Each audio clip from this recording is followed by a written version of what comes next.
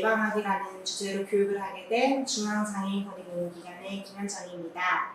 오늘 교육은 걱정하지 말고 용기 있게를 중심으로 진행하겠습니다. 이 자료를 소개해드리면 중앙장애인권익공헌기관과 피플센터가 2020년에 함께 만든 자료입니다. 오늘 교육은 어떻게 진행될 거냐면요. 장애인 학대 현황과 장애인 학대는 무엇인지를 통해서 장애인 학대에 대해서 알아보고 실제 있었던 발달 장애인 사건을 알아봅니다. 그리고 피플센터 동료 지원가가 당했던 괴롭힘과 대처 방법에 대해서 알아보고요. 이런 일이 생긴다면 조심하세요에서 학대 예방법을 배우고 연습해보는 시간을 가질 예정입니다.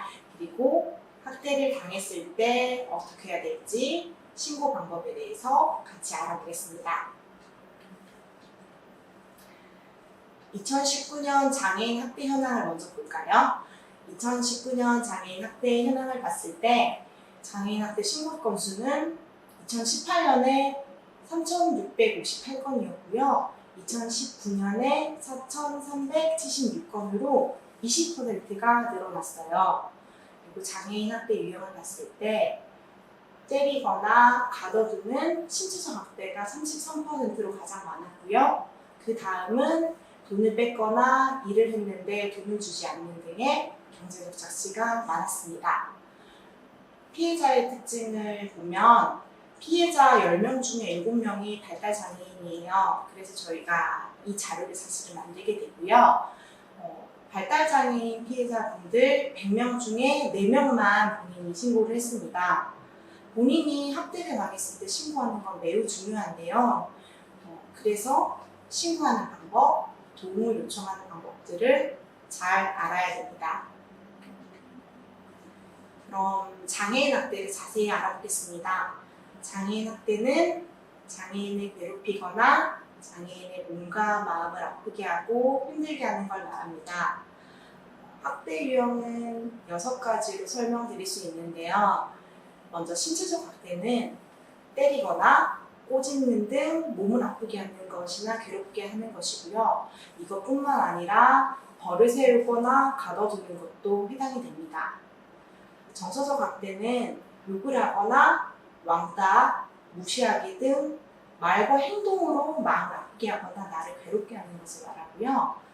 성적 학대에서 중요한 부분은 내가 원하지 않는데 나의 얼굴, 가슴, 몸을 만지거나 쓰다듬고 성적인 말을 함부로 해서 기분을 매우 나쁘게 만들고 괴롭히는 것입니다. 그리고 성적 학대는 남녀 사이뿐만 아니라 남자와 남자, 여자와 여자 사이에서도 발생할 수 있습니다. 경제적 착취는 일을 시키고 돈을 주지 않는 것, 겁을 주거나 거짓말해서 돈을 뺏는 것, 나를 도와주는 척하면서 돈이나 카드를 마음대로 가져가서 쓰는 것을 경제적 착취라고 합니다. 유기방임에서 중요한 건요, 나를 돌봐야 할 책임이 있는 가족이나 기관의 사회복지사, 활동지원사들이 나를 버리는 것을 유기라고 하고요. 건강, 음식, 위생, 청소 같이 내 생활을 제대로 돌보지 않는 것들을 방임이라고 합니다. 여기까지 유형이 잘 이해가 되셨을까요? 그러면 지금부터 실제로 일어났던 사건들을 알아보겠습니다. 지금부터 소개할 사건들은 저희가 같이 수집한 기사들인데요. 자료를 만드는 데 참여한 사람들이 학대가 일어나는 걸 보면서 너무 속상하고 많이 힘들었었고요. 이런 학대는 반드시 없어져야 된다는 생각들을 하게 됐어요. 첫 번째 사례입니다. 여기서 등장하는 이름들은 가짜 이름이고요. 이제 학대 행위를 했던 사람들은 이씨, 김씨, 박씨 등 성으로 표현했습니다. 참고해 주시면 좋을 것 같고요. 첫 번째 사례입니다. 주원 씨의 집에서 공부를 가르치던 선생님은 주원 씨가 문제를 잘 풀지 못하자 수첩으로 머리를 때리고 몸을 꼬집고 욕을 했습니다. 근데 이게 잠깐 때리고 욕을 한 게 아니고요. 40분 동안이나 때렸었고요. 이게 한 번이 아닌 여러 차례에 걸쳐서 발생했었습니다. 이렇게 욕을 하고 때리고 꼬집고 하는 행동들은 학대에 해당됩니다. 두 번째로 소개드릴 사례는 승준 씨의 사례인데요. 승준 씨는 장애인 활동 지원사인 이 씨와 함께 밥을 먹으러 식당에 갔습니다. 이 씨는 승준 씨가 밥을 먹으면서 머리를 이렇게 흔들자 숟가락으로 승준 씨의 머리를 흔들지만 않게 여러 번 때렸어요. 그리고 여기엔 나오지 않았지만 승준 씨가 밥을 먹으면서 코를 흘렸는데 더럽다고 하면서 코를 주먹으로 때리는 행동도 했습니다. 승준 씨의 생활에 가장 가깝게 옆에 있으면서 도와주는 활동지원사에 의한 학대로 인해서 승준 씨는 큰 상처를 받았고요. 여러분, 이런 일이 여러분에게 생긴다면 어떻게 해야 될까요?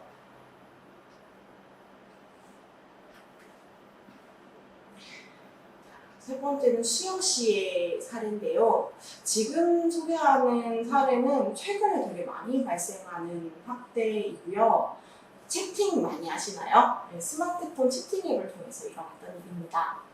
수영 씨는 이제 어느 날 스마트폰 채팅 앱에서 허 씨를 알게 됐어요. 그래서 허 씨는 수영 씨에게 가슴 만지고 싶다, 뭐 그런 내용의 메시지를 굉장히 많이 보냈고, 몸을 찍은 사진을 허 씨에게 보내지 않으면 너가 사는 집 찾아가겠다고 협박을 했습니다. 그래서 수영 씨가 너무 괴로워서 도움을 요청했고 이 사건이 알려지게 됐고요.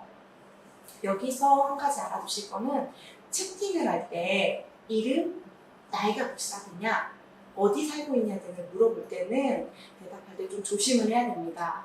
그리고 이야기를 나누다가 만약에 저런 일들이 있다면 혹시나 혼날까봐 대화를 지우는 경우들이 많은데요. 내가 피해 당한 걸 알리기 위해서는 이걸 지우지 않고 잘 보관했다가 도움을 요청할 때 보여줘야 됩니다.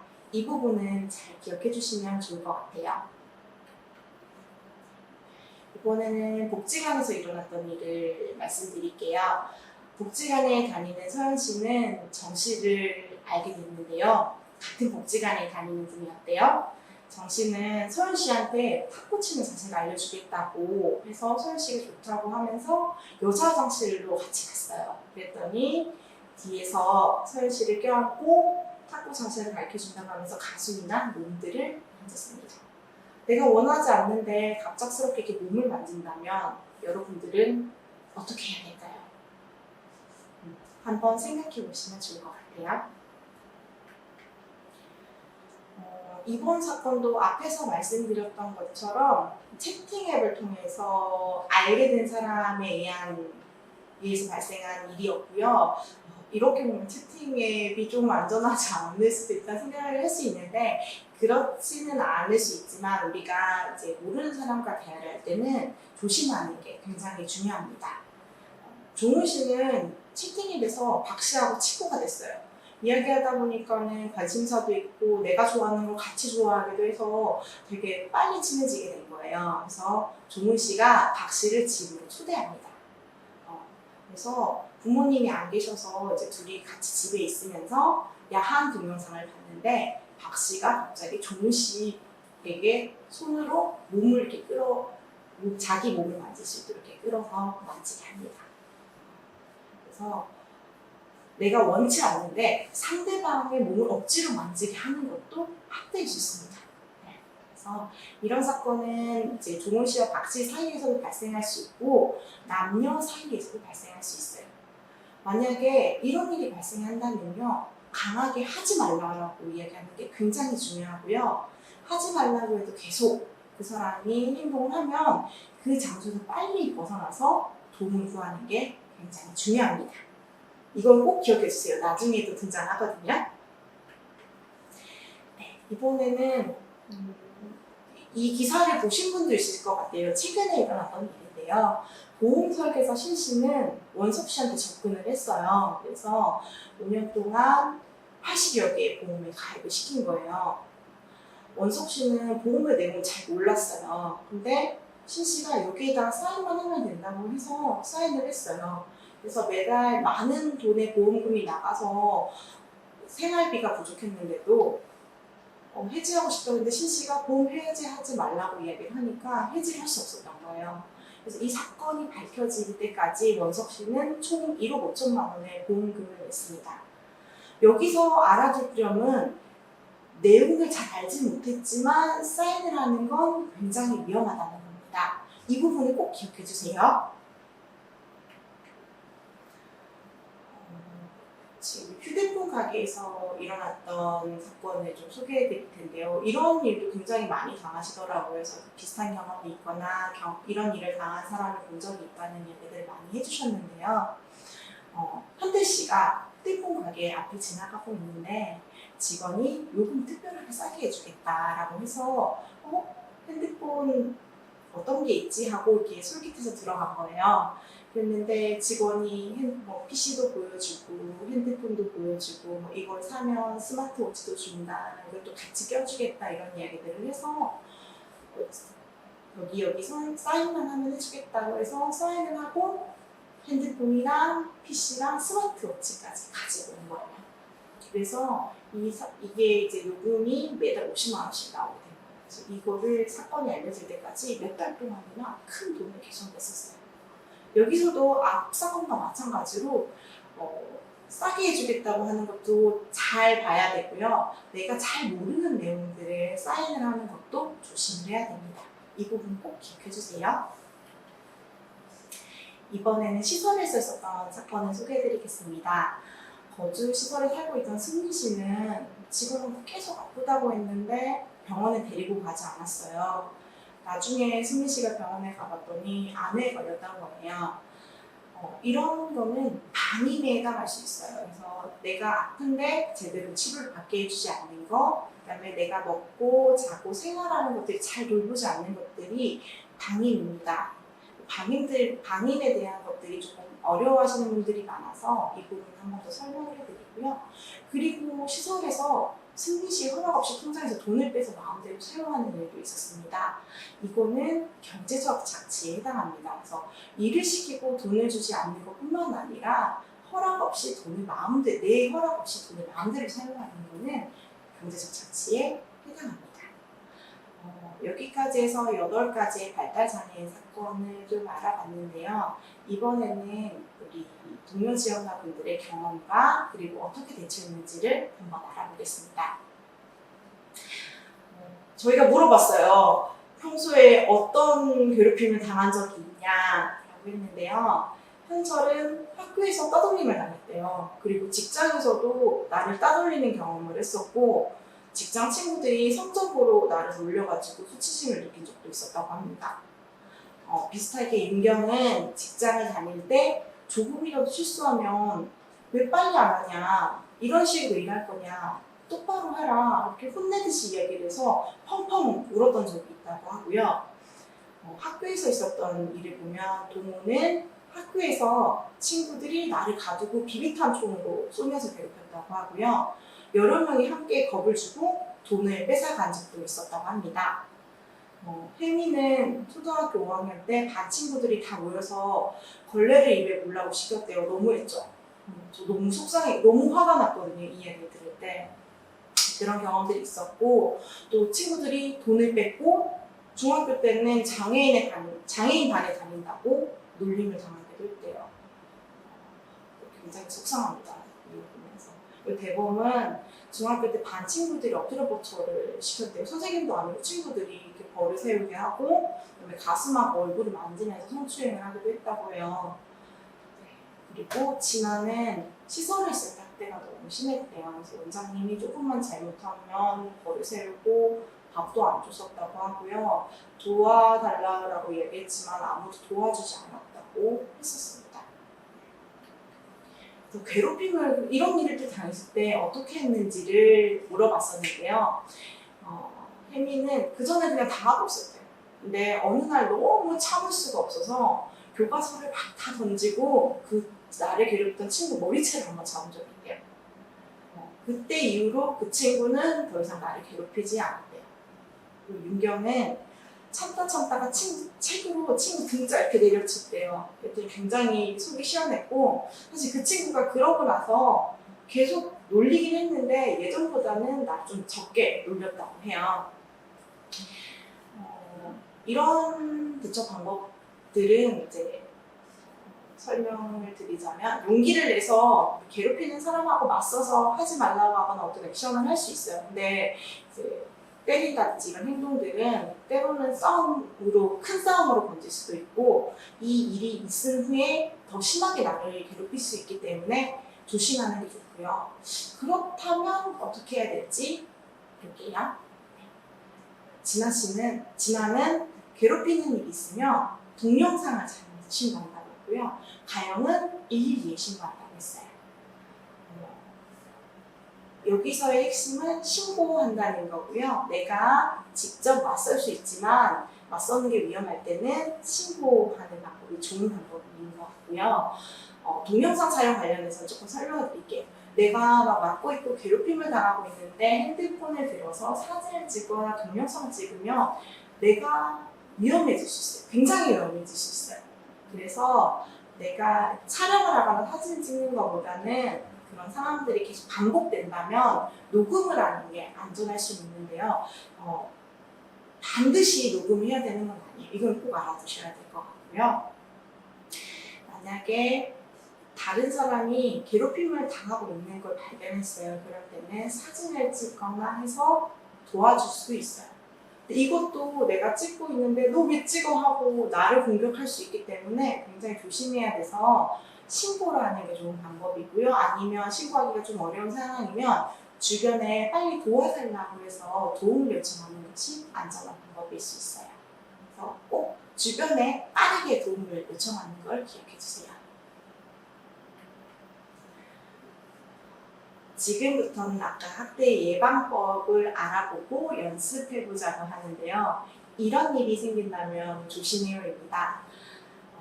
지금부터 제가 5가지의 질문을 드릴 거고요. 같이 답을 풀어보면서 방법을 찾아보도록 하겠습니다. 내가 길을 가고 있는데 휴대폰 대리점에서 너한테만 특별히 싸게 해주겠다. 오늘 가입을 하면 좋은 선물을 주겠다고 합니다. 이럴 때 어떻게 해야 될까요?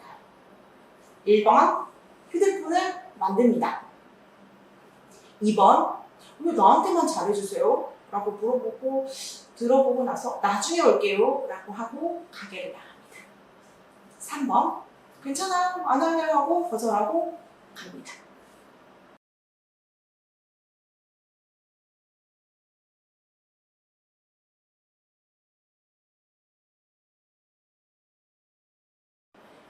틀린 것은 1번입니다. 자세히 알아보지 않고 핸드폰을 만들면 많은 돈을 내야 될 수도 있어요. 그래서 핸드폰을 만들 때는 잘 알아보고 만들어야 하고요. 왜 잘해주는지 물어보고 내용을 확인한 후에 나중에 온다고 하거나 거절하는 것도 좋은 방법일 수 있습니다. 사실 세상에 공짜는 없습니다. 이유 없이 물건을 주거나 당신한테만 특별하게 싸게 해주겠다고 하는 건 거짓말일 수 있어요. 그래서 이런 이야기를 할 때는 저게 맞는 이야기인지를 꼭 확인해 봐야 됩니다. 내가 근데 어떤 상황인지 파악하기가 너무 힘들다. 그럴 때는 믿을 만한 사람하고 이거를 이야기 나눠보는 게 중요한데요. 믿을 만한 사람에는 가족, 상담센터 직원, 업무기관 직원, 복지관 직원들이 해당됩니다. 내 주변에 믿을 사람은 누가 있을까요? 한번 찾아보세요. 엄마일 수도 있고 아빠일 수도 있고 저처럼 중앙장애인 권익보호기관의 김현정일 수도 있습니다. 내 주변에 믿을 사람의 이름을 실제로 떠올려보고 이야기해보세요. 지금 떠올린 분과 어떤 고민이 되거나 어려운 상황이 있을 때는 꼭 이야기를 나눠보시는 걸 말씀드릴게요. 2번째 질문입니다. 지금 대구시니까 동성로 다들 아시죠? 동성로에 놀러를 나갔어요. 그런데 잘 모르는 사람이 차 타면 집에다 데려줄게요 하면서 나한테 다가왔어요. 또는 내가 동성로에 이제 놀러를 나가서 이제 가고 있는데 갑자기 말이 걸면서 술 한잔 사주겠다. 또는 커피 한잔 하자고 합니다. 이럴 때 당신은 어떻게 하시겠습니까? 1번 좋아요 하고 갑니다. 2번 괜찮아요 하고 이야기합니다. 세 번째, 믿을 만한 사람한테 톡으로 지금 누가 나한테 술 사주겠다고 하는데 커피 한잔 하겠다고 하는데 나 가도 되나? 라고 물어봅니다.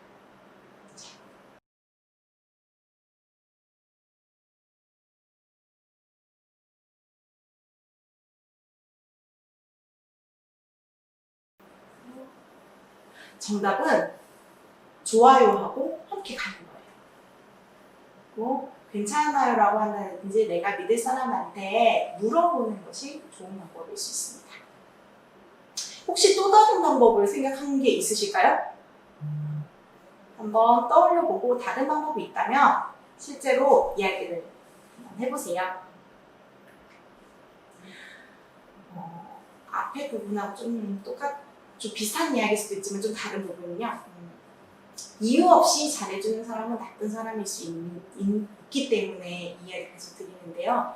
사람들은 날씨와 같습니다. 우리 보통 날씨가요, 요즘처럼 이제 화창하고 따뜻하고 바람도 불고 좋은 날씨지만, 사람을 날씨로 비교했을 때 대부분의 사람들은 이런 보통 날씨와 같이 따뜻하고 남을 배려하는 사람들이 많아요. 근데 우리 가끔 날씨를 보면 태풍도 치고 번개도 치고 사람들한테 피해를 입히는 경우들도 있잖아요. 이런 것처럼 가끔 태풍과 같이 위험한 사람들도 있어요.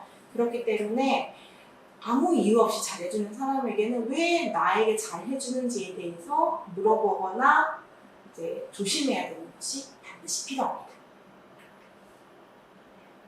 세 번째입니다. 내가 싫은데 내 얼굴이나 가슴 등을 만지거나 뽀뽀를 하려고 합니다. 이런 때 어떻게 해야 될까요? 1번 그냥 있다. 2번 싫어요? 하지 마세요 라고 이야기한다. 3번 주변에 도와달라고 한다.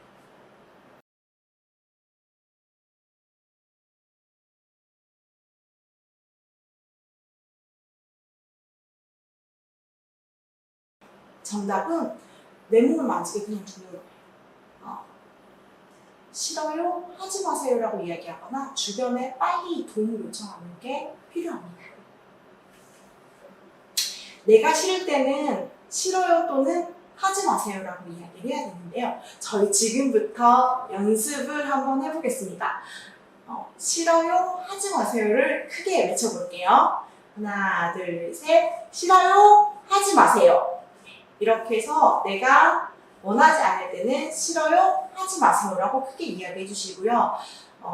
또 때에 따라서는 싫어요, 안 돼요, 하지 마세요 라는 이야기들을 해주시면 좋습니다.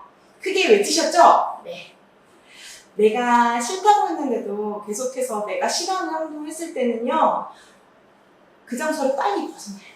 그리고 내가 그 장소를 빨리 벗어나기 어려울 때는 전화를 해서 도움 요청하면 되는데요. 만약을 대비해서 지금 핸드폰을 가지고 있다면 핸드폰의 긴급전화 방법과 비상시에 전화할 수 있는 단축 번호 등록 방법을 꼭 확인해 보세요. 방법을 잘 모르겠으면 도움을 받을 수 있는 분들과 함께 핸드폰에서 전화할 수 있는 방법을 찾아보시면 됩니다. 잘못 누르시면은 지금 경찰서로 연결되기 때문에 이렇게 방법들을 잘 하시고 어떤 것들을 눌러야 되는지를 보시면 됩니다. 다 확인하셨죠? 그럼 이제 넘어가겠습니다. 네 번째는 채팅을 해서 알게 된 친구예요. 근데 다른 사람한테 만나지 말고 단둘이 만나자고 합니다. 또는 부모님이나 가족한테는 말하지 말고 100만 원, 200만 원, 큰 돈을 빌려달라고 합니다. 이럴 때 당신은 어떻게 하시겠습니까? 1번 말하지 않고 몰래 약속 장소에 나가거나 돈을 빌려준다. 2번 몰래 하는 약속은 못한다고 말합니다. 3번 어떻게 해야 될지 모를 때 주변에 도와달라고 하거나 믿을 만한 사람한테 이야기한다.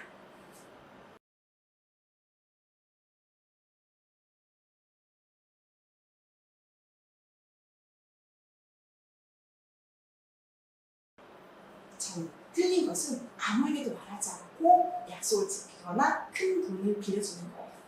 그래서 가급적 몰래하는 약속은 못한다고 말하거나 주변에 고민되는 것들을 이야기하는 것들이 굉장히 중요하고요. 혹시 또 다른 방법을 생각하신 게 있을까요? 이건 같이 이야기 나눠보면 좋을 것 같아요. 비밀 약속은 최대한 하지 않는 게 좋습니다. 몰래 만나거나 이제 돈을 빌려주는 것들은 나한테 큰 피해를 입힐 수 있어요. 그래서 누군가가 비밀로 말하지 말고 하자고 할 때는 조심해야 됩니다. 제가 여기 꿀팁 하나 알려드릴게요. 비밀 약속을 한 문자나 페이스북 메시지, 카카오톡, 인스타그램 다이렉트 메시지 같은 것들이 있다면 이런 것들은 지우지 않고 잘 보관을 하고요. 어떤 문제가 발생했을 때 도움을 요청할 때 보여주면 내가 입은 피해를 이제 설명하는 데 도움이 됩니다. 그래서 그런 것들을 잘 가지고 있는 게 굉장히 중요합니다. 때로는 이걸 다 지워서 나는 계속 괴롭힘을 당했는데 사람들이 뭐 아무것도 없잖아 라고 하는 경우들도 실제로 있거든요. 그래서 이거는 꼭 기억해 주시면 좋을 것 같습니다. 5번째입니다. 내가 알려줄 테니까 너는 대답만 해 라고 하면서 보험 가입 전화를 받게 합니다. 또는 잘 모르는데 은행에 가가지고 너가 돈을 좀 빌려달라 라고 얘기를 합니다. 그리고 여기다가 사인만 하면 된다고 합니다. 당신은 어떻게 할까요? 1번 그냥 하라는 대로 사인한다. 2번 잘 모르겠으니까 관련된 거 문자나 메일로 보내달라고 하고 그걸 나옵니다. 3번 거절하기 힘들거나 장소를 나오기 힘들면 주변에 도와달라고 도움을 요청합니다.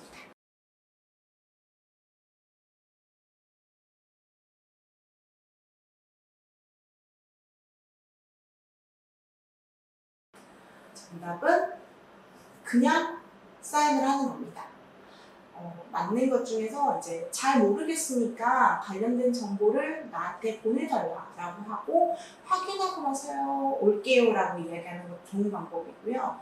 거절하기 힘들거나 할 때는 옆에서 주변에다가 도움을 달라고 요청하거나 도와달라고 문자나 카카오톡 이런 것들 보내는 것도 방법이 될 수 있어요. 혹시 또 다른 방법 생각하신 게 있을까요? 한번 생각해보고 내가 쉽게 할 수 있는 방법들을 적어 놓는 것도 도움이 됩니다. 꼭 생각해보세요. 이 문제에서 말씀드리고 싶었던 건요. 잘 모르는 것, 혼자서 결정하기 어려운 거 시킬 때는 안 해도 돼요. 그러니까 어떤 거를 지금 사인을 해라라든지 나한테 어떤 제안을 할 때 해야 될 것만 같은 생각들이 많이 드는데 그러지 않으셔도 돼요.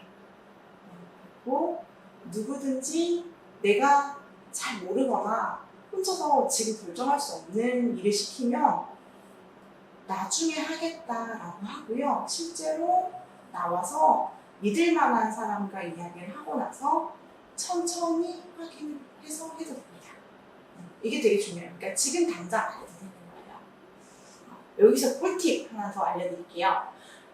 보험을 가입하거나 집을 계약하거나 핸드폰을 사는 등의 계약을 할 때는 내용을 꼼꼼히 보고 내가 돈을 얼마나 내고 어떤 것들이 있는지를 알아야 돼요. 내가 이런 것들 잘 모른다고 하면 이것들을 믿을 만한 사람과 함께 어떤 내용인지를 정확하게 확인하고 하는 게 중요합니다. 그래서 내용들을 잘 보고 알고 하셔도 됩니다. 이거는 꼭 기억해 주십시오. 자, 그러면 지금까지 이 방법을 좀 알아봤는데요. 만약에 내가 학대를 당했어요. 그런 때는 어떻게 해야 될까요? 장애인 권익 공모기관으로 전화를 하면 상담을 받을 수 있는데요. 1644829예요. 전국의 장애인 권익 공모기관은 1644829라는 번호로 전화를 받고 있고요. 대구에서도 1644829로 전화를 하시면 대구 장애인 권익 공모기관이랑 통화하실 수 있어요. 가서 전화를 하면 어떤 피해를 입었는지 들어주고요. 들었던 내용들을 자세히 알아보고 도와드립니다. 두 번째 방법은 경찰에 전화해서 이야기를 하는 겁니다. 저 이런 학대를 당했는데 도와주세요 라고 얘기를 하면 되고요. 경찰 전화번호는 112입니다. 그리고 신고 방법의 세 번째는 만약에 내가 시설에 살고 있다면 인권지킴이단에 이야기해서 도와달라고 할 수도 있어요. 자, 세 가지 기억하세요. 1644-829 장애인 권익 공공기관에 전화한다. 112 경찰에 신고를 한다. 시설에 있다면 인권지킴이단에 이야기한다. 자, 이렇게 세 가지를 꼭 기억해 주시면 되고요. 만약에 내가 지금 전화를 하기 어려운 상황이면요. 아는 사람한테 전화를 해달라고 해서 이야기를 하시면 되고요. 또 그런 경우가 있어요. 나는 혼자서 지금 내가 당했던 일을 잘 설명하기가 어려운 거예요. 이런 때는 믿을 수 있는 사람하고 함께 가서 상담을 받을 수도 있어요. 그래서 같이 가서 이야기를 하는 걸 도와달라고 하시고 가서 이야기를 하거나 아니면 같이 전화를 하면서 이야기할 수 있으니까 너무 두려워 말고 걱정 말고 하시면 될 것 같아요.